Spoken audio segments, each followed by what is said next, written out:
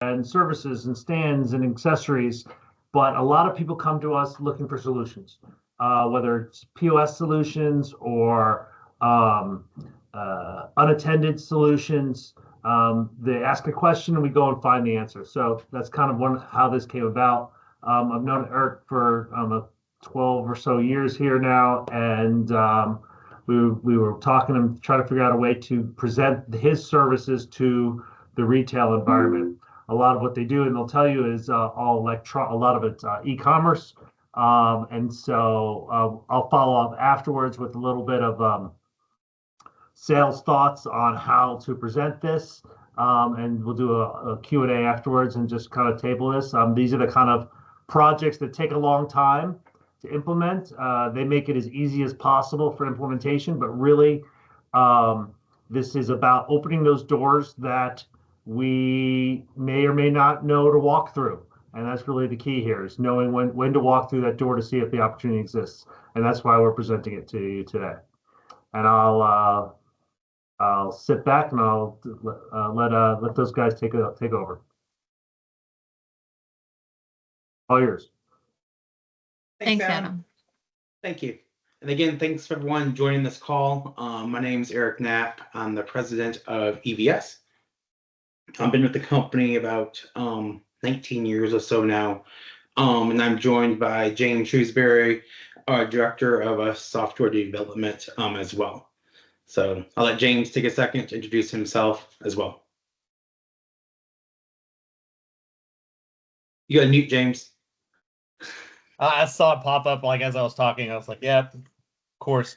So I've been a software director at electronic verification systems for almost 5 years now. We've done a lot with the current implementation that we're actually demoing right now. So we do anything with verification. And for specifically this demo, we're going to be talking about ID verification and it's been a good job. And we're constantly growing and constantly trying to perfect our software. So Eric, I'll let you take it away. Sounds good. Thanks. So as Adam mentioned, we predominantly, sit in the e-commerce space, card not present space. That's where most of our clients reside today. Obviously transitioning into more card present, hence having this presentation. So EVS, we have over 25 years of experience solely in the identity verification, fraud prevention world. Headquartered in Louisville, Kentucky. That's where I used to live. Actually, since COVID, as kind of that changed the world, I moved to Knoxville, Tennessee, about 5 years ago. We have about 1,800 clients, solely in, again, all doing, ID verification and fraud prevention, ranging from, the very large Fortune 100 down to literally startups, mom and pop size clients. So, client size, none of that, does not matter to us. We treat all of our clients the same. Little information on where, ID verification, age verification could be used. We kind of have 3 different categories of our age verification. One is, age verification commerce, like alcohol, tobacco, vape, CBD, cannabis, so on and so forth. We do a lot with the online gaming world. So, age-restricted sales like sports betting, casinos, fantasy sports, iGaming, sweepstakes. And then, age-restricted venues, so like nightclubs, bars, comedy clubs, so on and so forth. Last year saw, unfortunately, a rise in fake IDs. Don't know if that's because of the economy or changes. Anytime it seems like the economy goes south, obviously the fraudsters are coming up with better ways to kind of get away with things. So, bars, liquor stores, online merchants saw the highest rates ever reported last year. ID scan, no surprise, college venues, college areas have, more prevalence of fake IDs. But last year saw an increase of about 10-15%. of IDs scanned in those areas being fake. Grocery stores, C-stores, reporting that 1 in 20 IDs are fake. And I'm sure any of us that, went to college, we probably know someone who had a fake ID. Maybe some of us had a fake ID. But, surveys are showing that 50% of individuals, know someone who got away with fake ID. A lot of that could be, because they want bragging rights. Like, hey, look what I can do, kind of the cat and mouse game. But, we have solutions that stop all this. Where are the fake IDs being used? Again, it's college areas, bars, and nightclubs. Over 21 million scans, 15 states. 10-15% triggered suspicious alerts. And again, our products, which we'll show you here in a second, how they all work. we do that. So you will know, hey, this ID, appears to be suspicious. Liquor stores, 57% of people underage. That's where they are using fake IDs. It's easier to use a fake ID at a liquor store or at a gas station or convenience store than it is to go to a club and try to do that. Clubs have bouncers, clubs have a lot of people, that keep track of individuals. Liquor store might have 2 people, a cashier and maybe someone stocking in the cooler or something. Same with gas stations. Sporting events and concert venues, out of close to 5 million scans, an increase of about 4%. And that spiked to 8% in collegiate events. So again, it's not a surprise that college areas are seeing more fake IDs. I don't think that comes as a surprise to any of us at all. So with that said, here's 2 documents. I don't think any of us would be able to say, hey, by looking at these, which one's fake? It's a passport. They both look real. Our products would catch that by scanning. That's called the MRZ code at the bottom. We'd be able to flag that for you. So it takes away, that human element, that human aspect of telling someone, hey, this is a fake ID. That can be intimidating for a cashier. It can be intimidating for someone to do that. Then, how do you know that's a fake ID? Well, how do they answer that? So we take that. We take all of that away and make it very easy and seamless. So throughout, I'm sure we've all heard of barcode scanning versus barcode reading. There's apps out there that do barcode reading a lot. They have relevancy, they have a play. If you just want to scan that barcode and say, hey, what's in this, get name, address, you can do that. However, if you're actually wanting to catch fake IDs, barcode reading is not going to catch any fake IDs. As long as that barcode contains basically a date of birth that makes someone legal age, that's all it's going to look for, and it's going to say pass, good to go. However, what we do is the ID scanning, barcode scanning. That actually does a lot of checks into that barcode to catch those fake IDs. Also parses data out. You can automate the processes. Like I mentioned earlier, and it reduces the human aspects of that. Instantly checks age. Takes about a second to do that. You have the fraud detection built into that. It's checking formats, it's checking syntax. I know James is going to touch on that a little more a little later in this presentation about all of the different fraud checks that go into that. And also your data is stored securely within our platform. That way, if you ever audited, ever have a compliance issue, you can log into the platform, show your auditor that yes, on March 21st at 1:09 p.m., yes, we scanned Billy Bob's ID or whatever. You can also, if you wanted to know who is shopping at your establishment, we store name, address, date of birth, all that information. So, merchants can see exactly who's purchasing products. They want to do a promo on cases of Bud Light next week, whatever, and they can see who's purchasing that and promote that. They can even dig into where those merchants are shopping at, where the customers are shopping at, and do flyers in that neighborhood to maybe increase awareness of their establishment. So again, that's the difference between barcode scanning and barcode reading. Barcode reading is just going to pass fake IDs every time. Barcode scanning is going to catch those. You know, why age verification matters. I think we all probably know this, but obviously, you know, protecting minors from, you know, goods and services. I think anyone that is selling to minors, selling age-restricted products, you know, has a little bit of social responsibility to know, you know, this person is of legal age, 18, 21, whatever that age may be for the specific product, you know, to have that responsibility to do that. Obviously, avoid fines. I mean, no one wants to own a liquor store and have ABC fines, you know, God forbid, lose licenses. I mean, that puts people out of business, especially in those environments and those, you know, like liquor stores, bars. If you don't have a liquor license, don't really have any products to sell. You know, avoid legal issues. You know, someone gets drunk at your establishment, underage, God forbid they injure someone, kill someone. You know, attorneys are going to jump all over that, and they're going to come and sue the person who served them. You know, you want to build, and helps build positive brand reputation and trust amongst the community.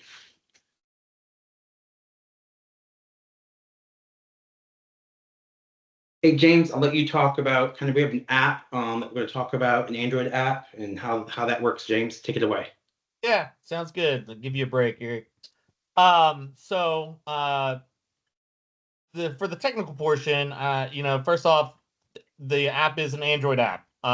Most of the devices out today that are on these machines, self-serving machines, or you know, market retailers, they are Android based. So you know, we fully support any Android device that has a camera. As Eric has said before, it's a scanning device, not just a reading device. So with a camera, we're allowed to, you know, basically get the dimensions, the sizing, and run kind of a lot of algorithmic checks on the license itself or state issue documentation. Next would be, you know, we support all US IDs, passports, permanent resident cards, Canadian, Mexican documents, enhanced IDs. The list is still growing, but you know what we usually tell a lot of people is we do support all United States documentation and the bordering countries, and I think it's the U.S. territories as well. Also, our application uses the auto capture technology that kind of you see within banks. You know, usually whenever you're or whenever you're paying for something, you know, the kind of technology where you get the square and it's, you know, ask you to you know, put your ID within the ID or the credit card within the space provided, and then you know you see maybe like a green bar that comes up that shows that there was an actual auto capture that has been taking place. We say 99.98% accuracy because the auto capture, what we have is we have a system in place that will not actually run the auto capture until it can get a visible, very clear picture of that barcode. So we have tripped it up before. If you want to, you know, hold the ID there and have it scan and see the auto capture process start, and then start shaking it violently, there is a possibility you can screw this process up. So you get the 98.98 or 99.98% accuracy. Again, you know, we perform up to 100 algorithmic checks on the barcode. So things like the size of the barcode, you know, certain embedded features that, you know, maybe the state puts in within that barcode. You know, as you can see below the examples, the size, the density, syntax, the format of the data, and as I said, the security features that are embedded correctly. So, you know, moving further on this, talking about the app specifically in regards to, you know, the marketplace, well, the way we see this app working is it can be run in the middle of the checkout process. So with our app being an Android app, there's something called an intent where you basically are able to call one app to another app very seamlessly as if it's almost the same application. EVS does provide that with this application. So if you were in the checkout process, you would call on the EVS application. it would bring up the scan screen where it would show, please, put the, the ID within the square, allow for the auto scanning, and without pushing any other buttons, it goes to the next screen and shows basically, yes, this is a pass, this document verification has passed, or no, this document verification has failed for, of course, reasons like expiration, or it's a fake or a fraudulent ID. Those types of parameters will be sent back to the application that is calling the application, and can, then be proceeded in a way where either they have to start the whole process over again, or they're just kicked out of the system, or of course they move forward in the system and they pay for whatever they're trying to pay for. Again, this can be a standalone application as well. So you can have it just where it checks IDs, and then, the person who's using this application that's auto scanning IDs can see, yes, oh, that this person's passes. Like Eric said before, it picks up on things that you might not be able to pick up with the human eye. And then, it just kind of just allows the person that's, checking people's IDs to just say, oh, nope, sorry, this is, you're not passing the verification. Yeah, try again. Or, do you maybe have another ID that you can use? Or you're going to jail. I don't know. There's a police guy over there. I don't know. There's all these different ways that this can be used. Again, since the process is fully automated, this is something that you don't need to push buttons for. You just need to show your ID for. It goes through the entire process, and all the instructions are provided. Can be integrated into a POS or a terminal for seamless age verification. I think I'm ready for the next slide. Yeah. So from a technical standpoint, in the software world, programming wise, we have a custom API integration. You can integrate with us with XML or JSON. We can integrate into any system that allows for third-party integration. Typically, the flow of this application is we would have an API request come to us, and we would send back a link, or we would you would send us an API request with a phone number that we would send a link directly to that phone number. Regardless of how you want to do it, we can provide that solution. So if we send you a link, you can provide your consumer with however, the directions that you want to use or provide, or you can have it texted directly to their phone, and then you can get like a webhook callback that the identification has been verified, in both of those ways. I think I just skipped all those bullet points right up at the top. Let's see, web UI. Okay, so with our web UI, the BlueAssure platform, this is a nice UI for mostly administration. So after you have your development teams program things up to where we pass the URL to you, or we pass the customer the link to verify their document. All this stuff is stored within our BlueAssure UI platform. This allows you to create things like workflows, which allows you to decide kind of like a pass, fail, or needs further review process.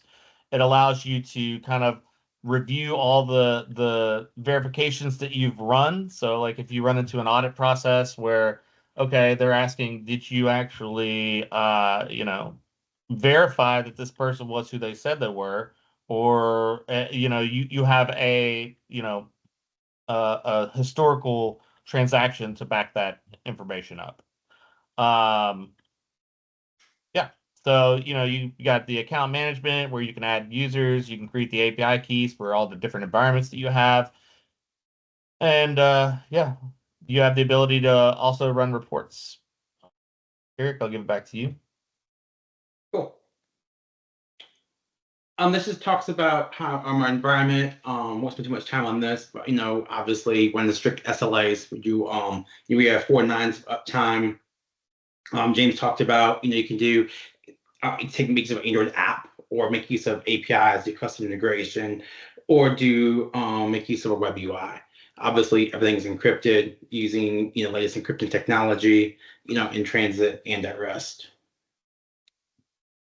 This kind of is a slide that just shows kind of all the different fields that can be returned off of that barcode scan. You're going to have everything in that barcode. You're going to have that. So you're going to have, name, address, all of that information off of scanning that barcode.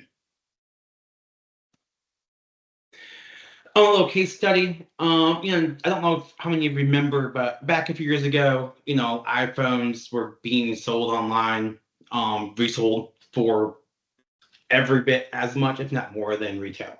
So we actually had a client come to us, can't say names, but they were a registered agent of a retailer.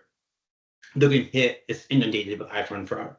So the way that kind of works in that world, they sell their phones for $500. That phone might be $2,000. They don't get money from the actual corporate retailer, be it Sprint, Verizon, AT&T, T-Mobile, whoever, until that first bill's paid.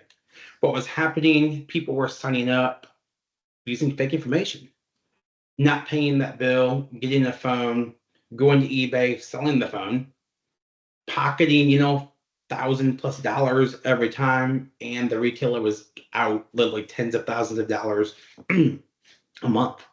I mean, just losing money hands ahead of, just like mad.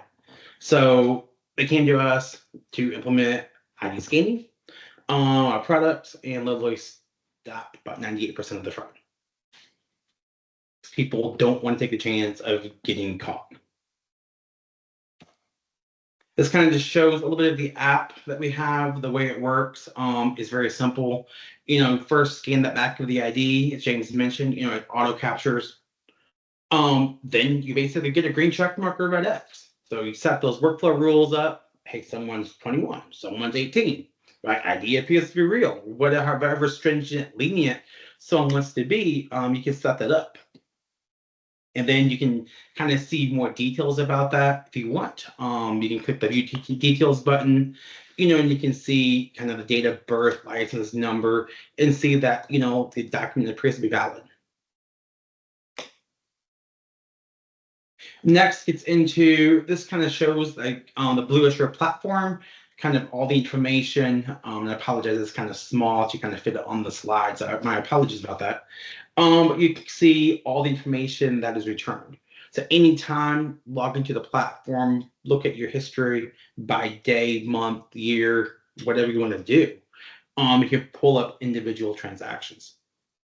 And like I mentioned earlier, you could do this.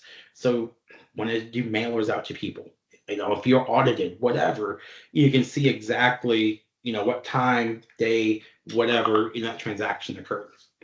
You can also maybe track sales that way. If you had, 50 sales of alcohol that day and you only did 22 ID scans, well, why is that?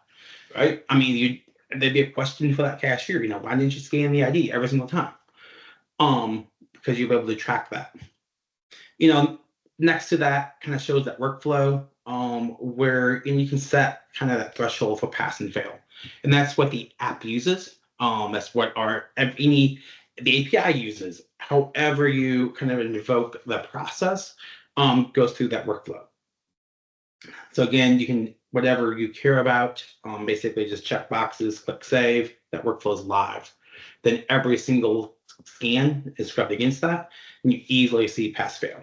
Again, it takes away that human element. Cashier gets fail. Sorry, I can't move forward with the sale. It kind of moves away from, hey, I think this might be a fake ID. It actually can stop that transaction from happening. A little bit kind of what else we do. We offer other solutions. Obviously, the ID scanning, age verification is one aspect of our business. Like I said, we've been around about 25 years. We do full end-to-end fraud prevention, identity verification, like KYC, SSN verification, pre-auth chargeback prevention. We can actually authenticate credit cards prior to processing, stopping chargebacks before they ever happen. We do full geolocation, and that's predominantly for the gaming industry. Because they have the regulation that, you can only partake in fantasy sports or sports betting or whatever in certain locations or certain states. And it's certain jurisdictions within those states, like if it's tribal land versus government land in a state like Oklahoma and so on and so forth. So we geolocate down to the exact address. And then we can do full on, ID document authentication and facial recognition, where we can actually authenticate front and back of the ID. You can do facial recognition, live detection, turn your face to the left, turn it to the right. So you can know this is a live person. It also matches to the ID and the ID is real. So those are kind of the other products that we offer as well. Kind of talks about the industry served, which I kind of already talked about, kind of 4 focuses, gaming, financial, age restricted, and insurance. That's kind of where most of our client base resides today. And that's where we continue to focus.